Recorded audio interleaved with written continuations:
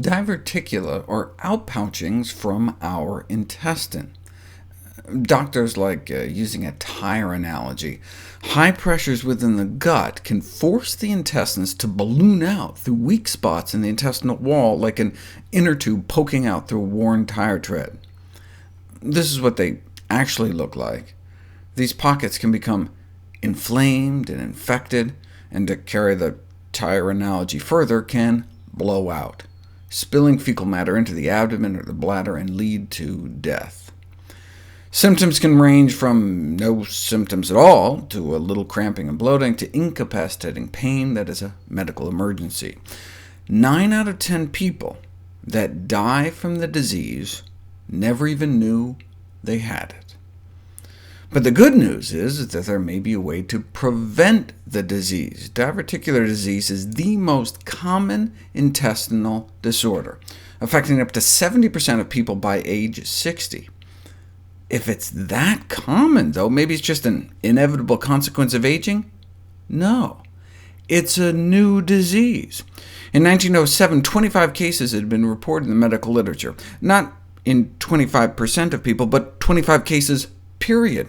And they're kind of hard to miss on autopsy. 100 years ago, in 1916, it didn't even merit mention in medical and surgical textbooks. The mystery wasn't solved until 1971. How did a disease that was almost unknown become the most common affliction of the colon in the Western world within one lifespan? Surgeons Painter and Burkitt suggested diverticulosis was a deficiency disease, a disease caused by a deficiency of fiber. In the late 1800s, roller milling was introduced, further removing fiber from grain, and we started to fill up on fiber-deficient foods like meat and sugar. A few decades of this, and diverticulosis was rampant. This is what they thought was going on. Just as it would be easy to squeeze a lump of butter through a bicycle tube, it's easy to move large, soft, moist intestinal contents through the gut. In contrast, try squeezing through a lump of tar.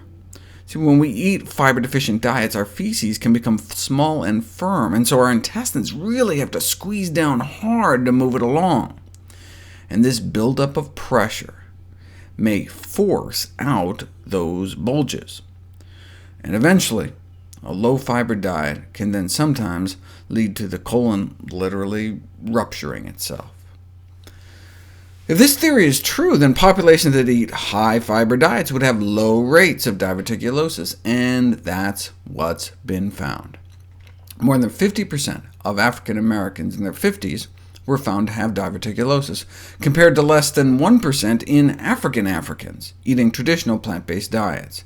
And by less than 1%, we're talking 0 out of a series of 2,000 autopsies, 2 out of 4,000 in Uganda. That's like 1,000 times lower prevalence. What then about this newer study, concluding that a low-fiber diet was not associated with diverticulosis? We'll cover that next.